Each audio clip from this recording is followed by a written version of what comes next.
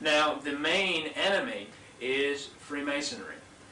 Freemasonry claims that it tries to make good men better men, and it accepts only men of high moral character, and it's a charitable, benevolent, educational, religious society. They seek to improve the community.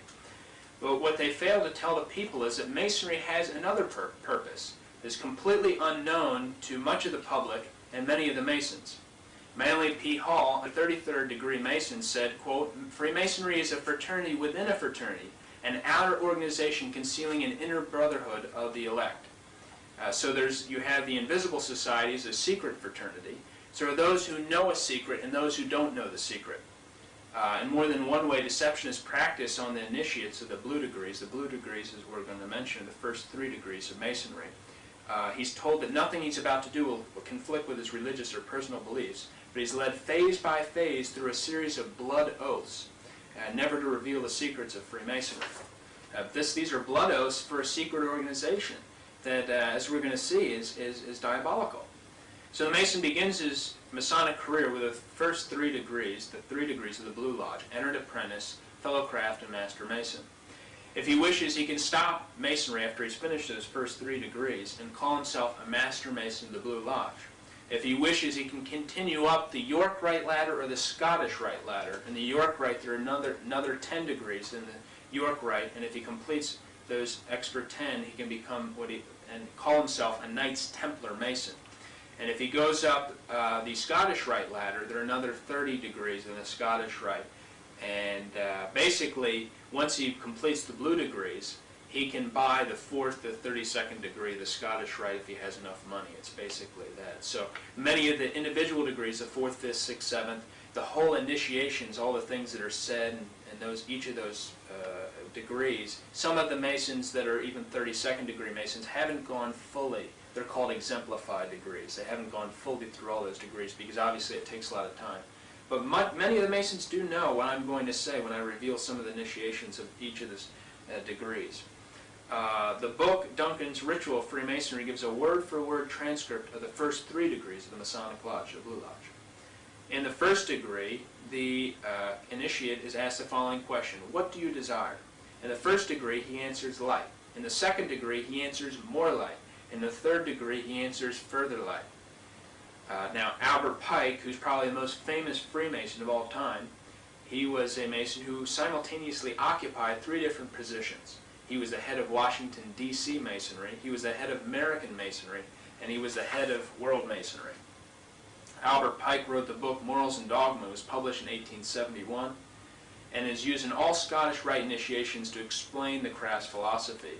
It's been called the most important book of Freemasonry. It's been called the Bible of Freemasonry, and it's given to every 4th degree Mason, this book. And it's also recommended in every issue of the Scottish Rite Journal. Each month it recommends to get and read Morals and Dogma.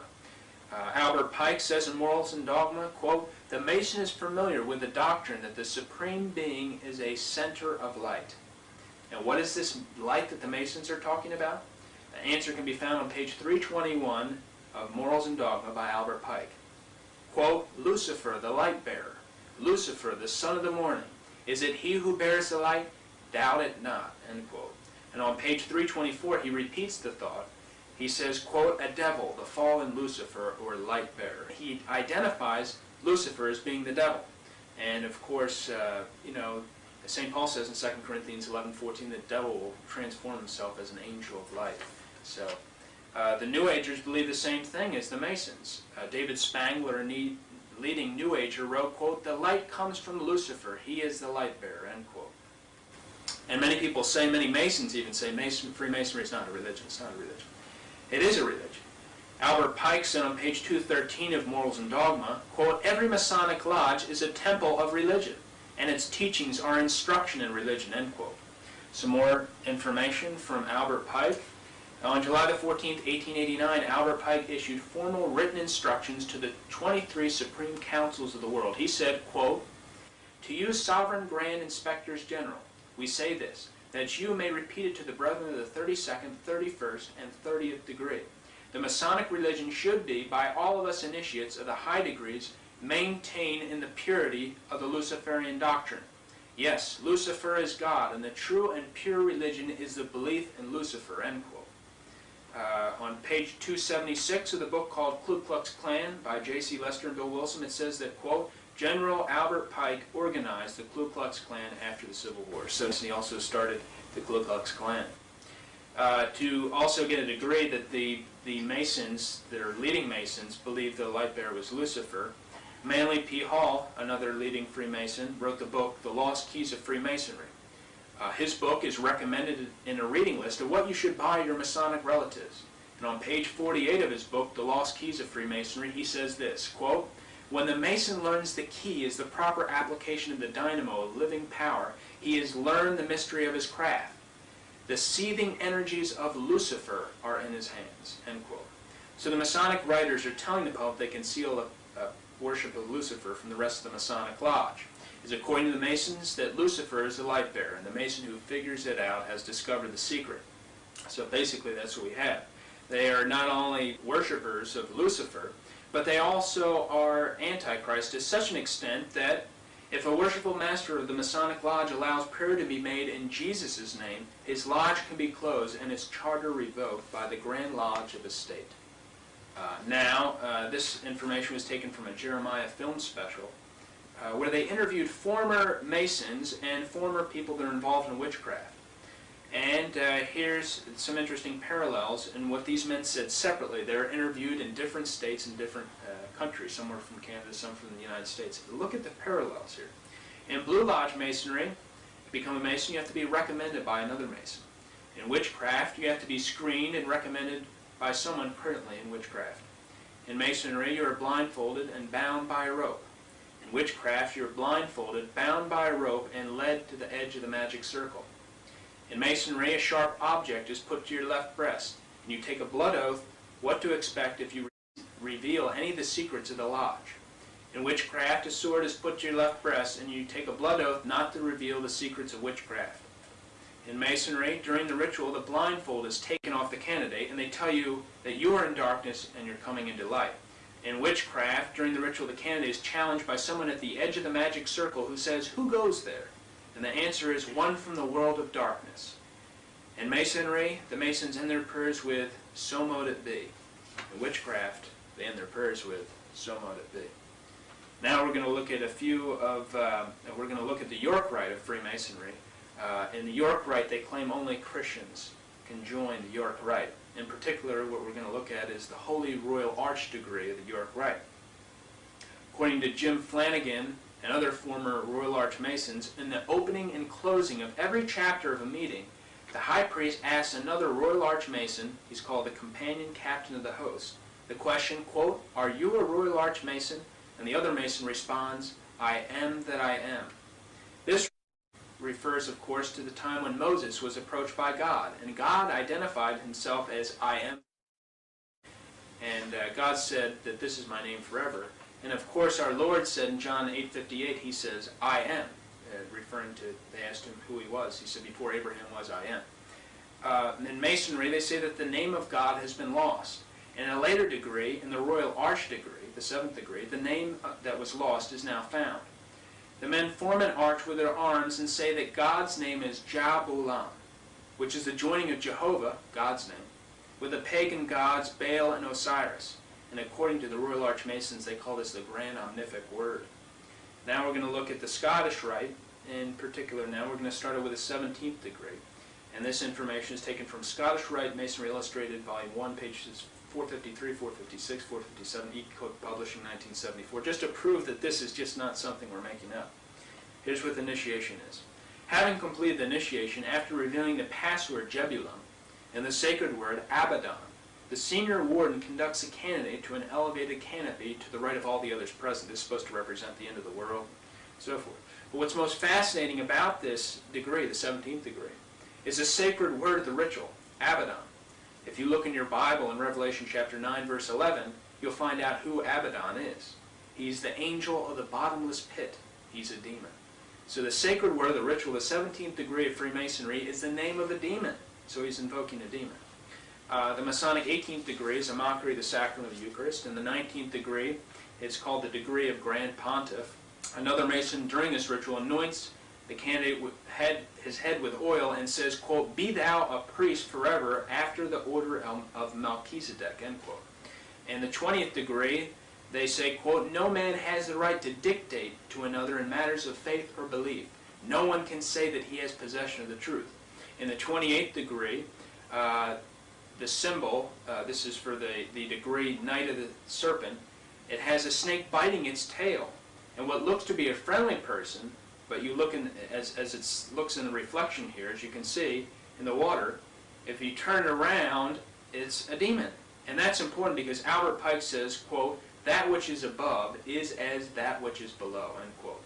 In the 30th degree, it's called the Knight's Kadosh, the ritual reads like this: "The Grand Master rises and says, 'Imitate me.' He then stabs a skull crowned with a tiara representing Pope Clement V and says, quote, 'Down with imposture, down with crime.' Later he stabs a skull surmounted with a regal crown, supposed to represent King Philip of France, saying, quote, 'Down with tyranny, down with crime.' The master and the candidate then kneel before a skull adorned with a laurel wreath. It's supposed to represent Jacques de Molay. And they say, quote, 'Everlasting glory to the immemorial martyr of virtue.' In the 30th degree, the initiate repeats both of these, demonstrating his hatred for the Catholic Church and any form of monarchy. So they're against the church and they're against the state. Right, exactly. And wanting to bring down all forms of, that's why the monarchies were destroyed in Europe. Yes, absolutely. This is a certificate from a man who completed the 32nd degree of Freemasonry. Notice the words at the top, order ab chaos, which means order out of chaos. On the 33rd degree Masonic jewel, the Freemason has the same things written here at the top, order ab chaos. The House of the Temple in Washington, D.C., which is where Freemasons receive their 33rd degree. And you can't seek, if you're a 32nd degree Mason or any type of Mason, you cannot seek to be a 33rd degree Mason. You have to be chosen to be a 33rd degree Mason. But the House of the Temple in Washington, D.C. is where they receive the initiation of the 33rd degree. As you can see right here, the 33rd degree House of the Temple in Washington, D.C. has serpents all over the inside. As you can see above, has concealed swastikas above it. The 33rd degree House of the Temple is exactly also 13 blocks north from the White House. The whole city of Washington, D.C. is laid out Masonically. You can see right here, including the pentagram, which is a five-pointed satanic star, comes right down on top of the White House. Now, an expose of the 33rd degree initiation was done by a former Mason, 33rd degree Mason, Paul Rosen. It can also be found in Edith Starr Miller's book, Occult Theocracy, on pages 363 and 364. It says on those pages that part of the initiation, they claim that three murders of mankind are law, property, and religion. It says this, quote, "Neither law, property, nor religion can be imposed on man as they annihilate him by depriving him of his most precious right. They are assassins on whom we have sworn to wreak vengeance. They are enemies against whom we have declared war to the death. Of these three enemies, it is on religion that we must concentrate our most deadly attacks. Once religion is dead, law and property will fall to our mercy, and we shall be able to regenerate society by founding on the corpses of the assassins of man, Masonic religion, Masonic law, and Masonic property," end quote. According to the Congressional Record of September 9, 1987, it says that no less than 60 members of the House of Representatives are Masons, and about 75 congressmen are Masons. The following senators are 33rd degree Masons: Alan Simpson, Wyoming; Robert Byrd, West Virginia; Strom Thurmond, South Carolina; Lloyd Benson, Texas; Jesse Helms, North Carolina, who's claimed to be Jesse Helms? That's right, 33rd degree Freemason. And there are many other senators that are regular Masons, like Grassley from Iowa and Specter from Pennsylvania. And 1996 Republican running mates Bob Dole and Jack Kemp are both 33rd degree Freemasons. Another so-called conservative, who many people thought was conservative, is Barry Goldwater. He's also a 33rd degree Freemason, and this is proven by this magazine called Royal Archmasonry, Volume 11, Number 8, states right here that Goldwater is a 33rd degree Mason. And there are a number of other congressmen that are Masons, but we don't have time to get into that. Some other notable Freemasons who belong to the black-only Prince Hall Lodge include Supreme Court Justice Thurgood Marshall, who voted pro-abortion on the Roe v. Wade decision, Atlanta Mayor Andrew Young, Detroit Mayor Coleman Young, Los Angeles Mayor Tom Bradley, and Dr. Benjamin Hooks, the NAACP. Now, what's very important is the pentagram is an important symbol to Freemasonry. In fact, the Eastern Star, the women's group, their symbol is a pentagram. But many people don't know the difference between a star and a pentagram. But the Masons themselves know the difference, and they tell us what the difference is. In the book called The History of Freemasonry, it was written in 1891. This book was written by a series of 32nd and 33rd degree Freemasons. On page 49 of the book it says this, quote, "This star represents good when represented with 1 point upward." And the page reads on, let me remind you, these are high-ranking Masons, quote, "But when turned with 1 point down, it represents evil. All that is opposed to the good, pure, and virtuous," end quote. So the star with 1 point down is evil, and the Masons have it on the cover of this Bible. The Eastern Star has a pentagram, as I mentioned, as its chief emblem, and it's always been, the pentagram is one of the biggest symbols in Satanism, and probably the biggest. And as you can see right here, this is a clothing line right here. It's called the New World Order clothing line. By the way, they also have, as you can see here, first of all, as a pentagram on the guy's side there.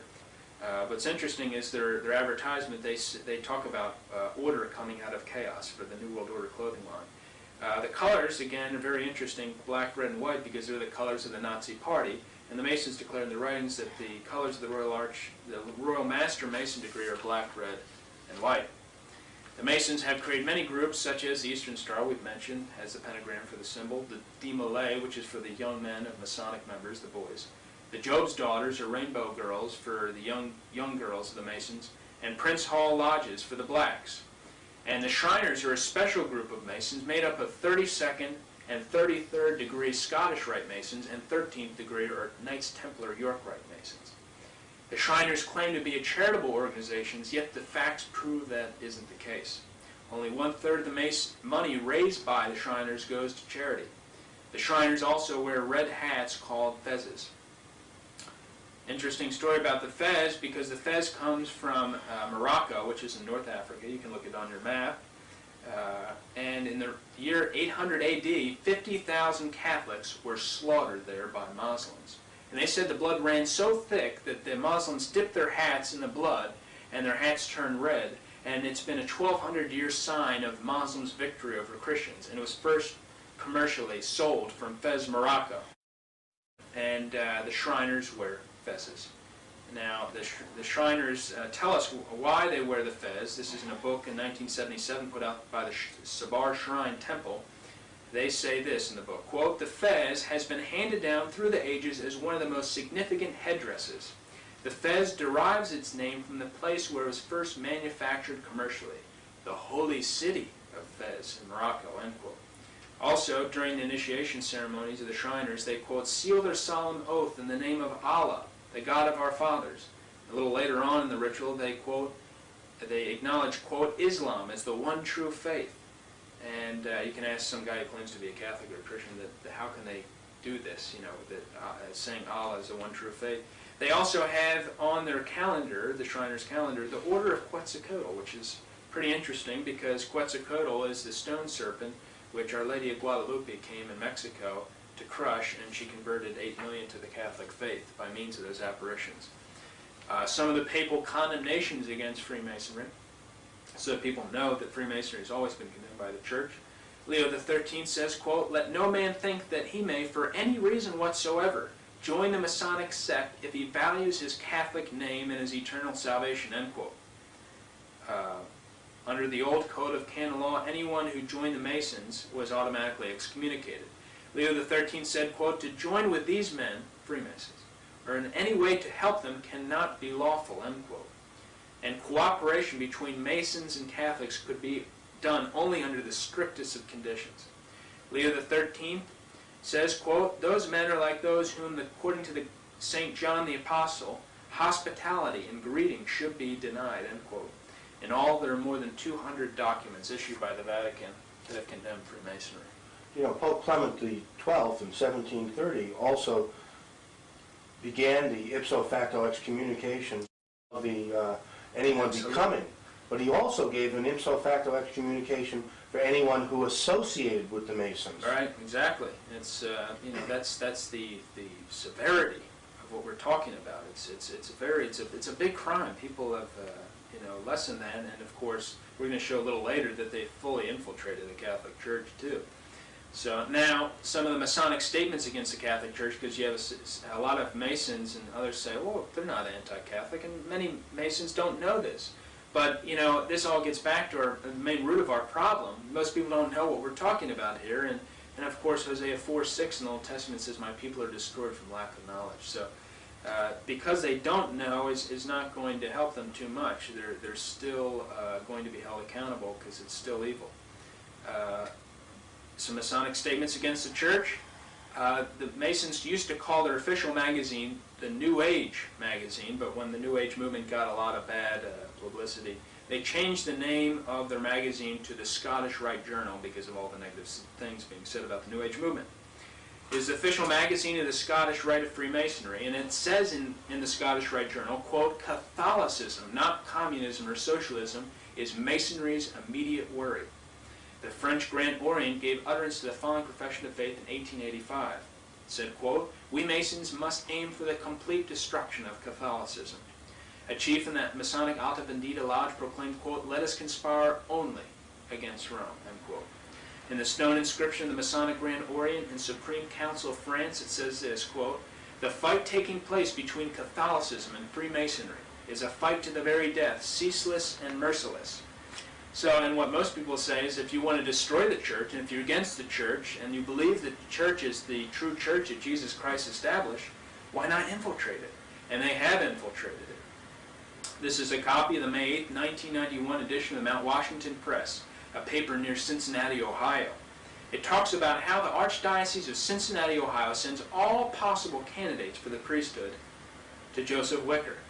Joseph Wicker is a worshipful master of Mount Washington Masonic Lodge number 642 in Mount Washington, Ohio. That means that he's the president of the Masonic Lodge in his hometown.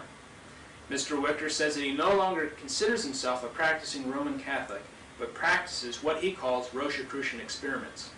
The Rosicrucians are a Masonic-like group that says everything should be guided by the use of reason. They've been officially condemned by the Catholic Church, and Mr. Wicker also says he believes in reincarnation. So Archbishop Pilarczyk of the Archdiocese of Cincinnati, Ohio, has a Freemason screen all candidates for the priesthood. Many people say then, well, obviously the Church looks to be infiltrated, and the communists also tell us that this is the case too, that they were told by Moscow to infiltrate the Catholic Church. Mr. Manny Johnson, a former official in the Communist Party in America, gave the following testimony in 1953 to the House Un-American Activities Committee. He said, quote, the communists discovered that the destruction of religion could proceed much faster through the infiltration of the Catholic Church by communists operating within the Catholic Church itself, end quote.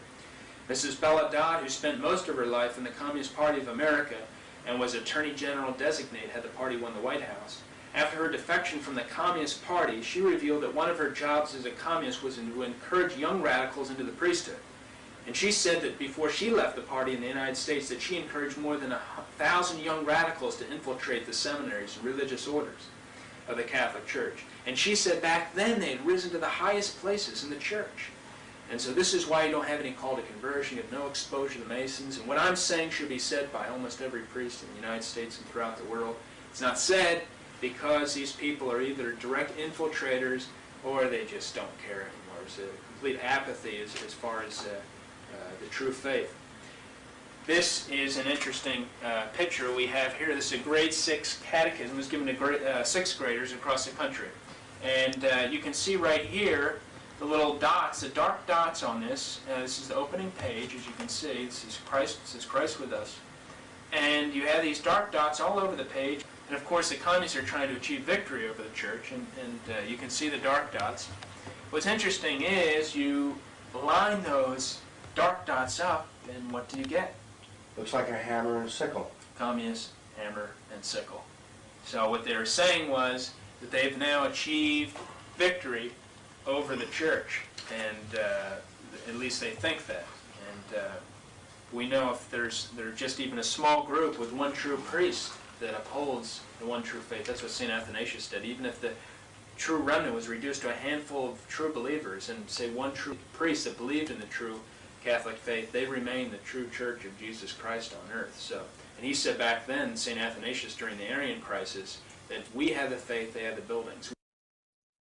So there's a definite link between Freemasonry and communist philosophical thought patterns. Yeah, yes, exactly. And we're going to see now is, this is according to the book by Dr. James Wardner, Unholy Alliances. He says that Mr. Jim Shaw, former 33rd degree Mason who left Masonic Lodge, says that when he became a 33rd degree Mason, when he was initiated in Washington, D.C., at the House of the Temple, there was someone there, an internationally prominent evangelist, was there to help him through his initiation, and present there, who was none other than Billy Graham.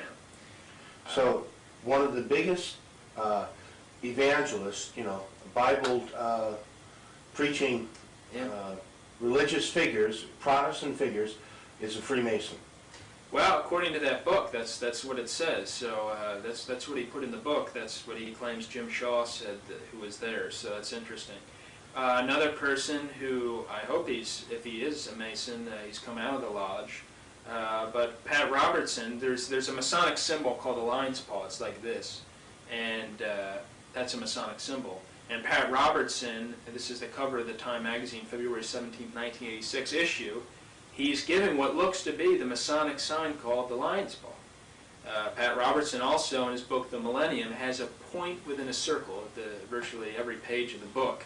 And the point within the circle is definite occultic language for sun worship, and it was also chosen for the symbol of the Illuminati. David Yallop, in his book In God's Name, An Investigation of the Murder of Pope John Paul I, he builds a case that the P2 Masons were involved in the murder of John Paul I, who served 33 days. We'll see a little later in the tape how significant and important the number 33 is to the Masons. Yallop says that the P2 Masons have interlocks with the Mafia. Maybe that's because both groups have the same founder, Giuseppe Mazzini. And Mazzini said, quote, "Our final end is that of Voltaire and the French Revolution, the destruction forever of Catholicism," end quote. Some other churches, such as the Church of Mormon, Joseph Smith, the founder of the Church of Mormon, was murdered by the Masons on June 27, 1844. And the reason why is because Joseph Smith, who was a Mason, revealed the secrets of the Masonic Lodge in the Temple Endowment Ceremony. It's a ceremony in the Mormon Church, and they have the aprons on now still, and so forth. It's very similar to Freemasonry. The Masons also use a Masonic timetable system. They don't use AD. They use AL. AL is their standard of calendar system. It means Anno Lucis, and that means in the year of light. It could also be interpreted to mean in the year of Lucifer. So 4000 BC would be 0 AL, and 2000 AD will be 6000 AL, or 6,000 years since Lucifer was cast from heaven. And that system lines up because this is a picture of a Distinguished Achievement Medal awarded to Seafred Kleineck, the current Sovereign Grand Commander of Freemasonry, on May Day, 5990 AL, which is 1990 AD. And you can also find AL on the cornerstone, at the engraved date of any cornerstone laid by the Masons. And I just mentioned May Day on that coin. May Day is very important for the Masons. We'll find out a little later why. The Masons definitely believe in symbology, numerology, and they have a fascination with the number 33. I believe they had major events happen on the 33rd degree latitude of the map. Masonic Encyclopedia says that Charleston, South Carolina was selected as the first home of the Council of the 33rd degree Masonic Lodge. And Charleston, South Carolina is right under the 33rd degree latitude of the map. Other major events that have happened on the 33rd degree latitude, it's where the first nuclear bomb was dropped, tested, Trinity Site, New Mexico. And the monument chosen to commemorate this site was an obelisk, which is a Masonic symbol, a phallic symbol.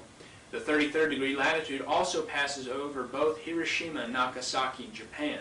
These sites were the place where the first two bombs, atomic bombs, were dropped at the end of World War II.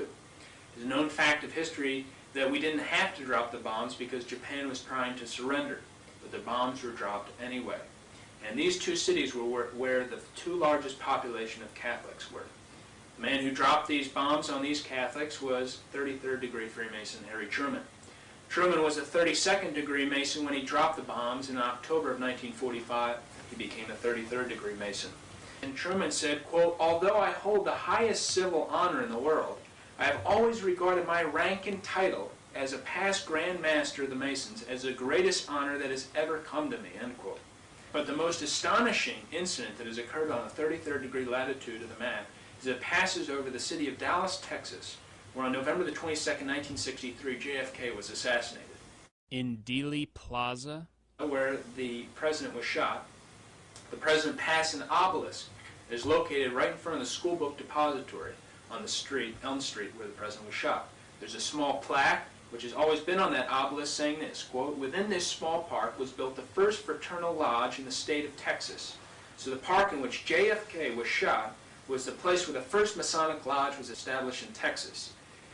Now there are two views of history. There's the accidental view of history, which people believe that there's no plan when major events come about. There's nobody plotting or planning to bring about something when some major events happen. And then there's the planned view of history, the conspiratorial view of history, that people plan to have certain things happen to bring about something. And obviously, it's very clear, I think, that history has been guided by the planned view of history, that people have definitely planned to bring about something. And in fact, FDR, Franklin Roosevelt, said if anything happens in politics, you can bet it was planned that way. The Oklahoma bombing as well as Waco happened on April 19th. According to the satanic calendar of high days, April 19th inaugurates a period of blood sacrifice to the beast, culminating on May 1st each year. May 1st is called May Day to the communists. And May 1st is the day when the Illuminati was started and why there's always a large military celebration in Russia. Now, going back to Freemasonry, modern Freemasonry is given its name by Joseph Levy on August 25th, 1716, and approved on June 24th, 1717 by the first official Freemasonic Lodge. They chose Masonry because it would act as a thick veil over the secret origin of their foundation. But what we know as Freemasonry came most recently from the Order of the Knights Templar movement in the 1300s. Actually came before that, in the year 43 AD, from a group called the Mysterious Force. That's actually where Freemasonry came from. And this following information is from a book called The Origin of Masonry. The Mysterious Force was established in 43 AD, and it started when a counselor to King Herod Agrippa came to him and complained that the followers of Jesus had a mysterious force, and that they should establish their own mysterious force to combat this Christian mysterious force. And the purpose of this group was to attack the teachings of Jesus and in order to preserve Judaism. King Herod Agrippa said, quote, "We will use the hammer because it was used to nail Jesus' hands and feet. Every session will be opened by striking the hammer 3 times, end quote." And you notice that judges have the hammer to bring order to the court. King Herod Agrippa said, quote, "We will make degrees. These will be 33, symbolizing the age of the impostor." And on November the 43 AD, the first official session was held in the First Temple of Jerusalem, which was a basement in the palace of King Herod Agrippa. The meeting of the Mysterious Force was always held in the temple. That was the name, the temple. And in 1717, modern Freemasonry changed it to the name of Lodge. To prove that Masonry is of Jewish origin, we'll hear the following quotes. The Rabbi Isaac Weiss wrote in 1855, quote, "Masonry is a Jewish institution, whose history, degrees, assignments, signs, and explanations are of Jewish nature from beginning to end," end quote. The Jewish historian Bernard Lazare wrote, quote, "It is evident that there are only Jews and Kabbalistic Jews in Masonry's origin," end quote. And finally, Theodor Herzl, the founder of Zionism in 1897 in Switzerland, said, quote, "Masonic lodges are established all over the world to offer us help to achieve our independence. Those pigs and non-Jewish Masons will never understand the final objects of Masonry," end quote. So they're just useful idiots. That's it. That's exactly what's happening. Now, to find out what Jews believe in, then, we have to go to what they regard as their authority in religion. The Jewish Encyclopedia, Volume 12, we read, quote, "For the majority of Jews, the Talmud is still the supreme authority in religion," end quote. So, and the Talmud is the written word of the oral tradition of the Pharisees. The Universal Jewish Encyclopedia, page 637, says, quote, "The ultimate authority for orthodoxy is the Babylonian Talmud," end quote. And the Jews have embraced the Talmud for 20 centuries. Now, some of the things that are in the Talmud, we're going to repeat just a few of them. I'm not saying all Jews know what's in the Talmud or all Jews support what's in the Talmud, what I'm about to state. But nevertheless, it's there, and we have to repeat and expose what's in the Talmud. In the Talmud, the Catholic holy day is called the Day of Evil. A Christian church is called a house of evil. It is permitted for Christians to be defrauded and deceived. All Christians, including the best of them, should be killed. These are just some of the things. We don't have time to go through all the Antichrist parts of the Talmud. It's unbelievable what's in that book. Now, the Jewish Encyclopedia gives a person a definite view of perhaps hundreds of rabbinic statements on subjects, giving accurate summaries of what the Talmud generally teaches. Page 619 of the Jewish Encyclopedia, Gentiles are not called men, but barbarians. Page 172 of the Jewish Encyclopedia, it says that Christ is in hell, punished with boiling hot excrement. And this is what we have here. And basically, the Talmudic Jews are the main force bringing about, the main power. There are many tentacles of this arm, but the main power is the Talmudic Jews are bringing about this Antichrist kingdom. Also in the Jewish Encyclopedia, there's no criticism of socialism or communism, and in fact, they say that they're instrumental in founding and making socialism flourish. In fact, Jewish international bankers financed the Russian Revolution. And now we want to look at some, and in Russia itself, you talk about the people leaving Russia before, say, the 1980s and glasnost and perestroika. 15 years of hard labor was considered a light sentence for a Gentile caught trying to escape Russia. That was before the 1980s. In Israel, now let's take Israel, under Israel's present anti-missionary law, 5738, passed on December 25th, 1977, if a Christian is caught giving a New Testament to an Israeli, he may face a jail term of up to 5 years. Notice the date on that law, December 25th, Christmas. Now let's take a few Jewish publications from the 20s and the 30s to find out what the Jews really believe. Okay, we're going to go back to prove that we're not just bringing up some current-day wild wacko Jewish publications. March 15, 1923 issue of Jewish World stated, quote, fundamentally Judaism is anti-Christian, end quote. So you have a link between Judaism, Freemasonry, and communism as all going against the Catholic Church. Absolutely. No question about it. In the New York Jewish National Day, December 14, 1935, it says, quote, the public schools must be clear of Christmas carols and other Christmas influence. We want all this Christmas propaganda stopped, end quote. We read in the New York Jewish paper Freiheit on January 10, 1937, quote, according to the Jewish religion, the Pope is the enemy of the Jewish people by the very fact that he is head of the Catholic Church. The Jewish religion is opposed to Christianity and to the Catholic Church in particular, end quote. And they also have watchdog groups like the ADL. They were caught out in San Francisco spying on the people and so forth. We don't do them any charity by saying they're doing a great job, and this is ridiculous. They've rejected Jesus Christ, and our Lord says in John 14:6, I am the way, the truth, and life. No one comes to the Father except through me. That's why they don't worship the one true God, and that was very clear by what our Lord stated to them in John chapter 8, where he said, if Abraham were God were your father, you would receive me. But God is not your father's the devil, John 8:44. So they don't worship the one true God. This is ridiculous. So we have to hope, and it's my charity. I have no hatred. It's not based on emotion. This is facts. I'm bringing us very clear what I'm stating here. And I truly wish for the conversion of all of Jewish people to the one true faith. I wish for eternal life for all of them. But they have to be exposed to what they're doing and how they're attacking the one true church and God himself, the true God, and helping bring about this Antichrist kingdom and world. That's what's happening. And basically this gets back to the prophecy of Isaiah. He said, in Isaiah it says, woe to that sinful nation of people loaded with iniquity, a wicked seed, ungracious children. They have forsaken the Lord. They have blasphemed the Holy One of Israel. When you stretch forth your hands, I will turn away my eyes from you. When you multiply prayer, I will not hear, for your hands are filled with blood. Isaiah 1:4-15. And this, of course, refers to in the New Testament, Matthew 27:25, where the Jews said, let his blood be upon us and our children. So that's what we have now. But they are definitely coming to power. There's no question about it. And also, if you look on products now to show the amount of power that they're getting, You'll see on almost all your products, the letter U on your product stands for the Union of Orthodox Rabbis, and the K you'll see on many of your products stands for kosher. And this is basically a food tax. It's put on companies. From what I've read and been told, these companies have to pay for these symbols to be put on their products, and if they don't put them on their products, they'll be boycotted. And it's like hundreds of millions of dollars each year the rabbis take in from this. It's unbelievable. So they can't even use their products in the distribution chain without putting the U and K. Well, I don't know if they absolutely have to have it, but all I'm saying is that from what I've read and seen, they'll be boycotted if they don't do that, you know. Right. And, now, going back to what all this Freemasonry is rooted in, it's rooted in the Jewish Kabbalah.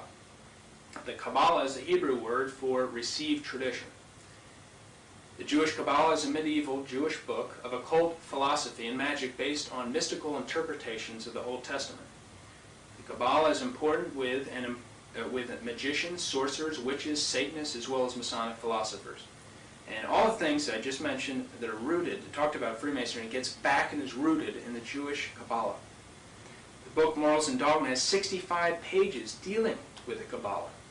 Page 741 of Morals and Dogma says this, quote, "Masonry is a search for light. That search leads directly back to the Kabbalah," end quote. Page 770 has a picture of the Kabbalah. Pike also said, quote, "All the Masonic organization's secrets and symbols are borrowed from the Kabbalah." So the importance of what I'm saying is I've shown throughout this video that their main attack has been against the Catholic Church. And people have to do the right thing in these critical times because the time is running out.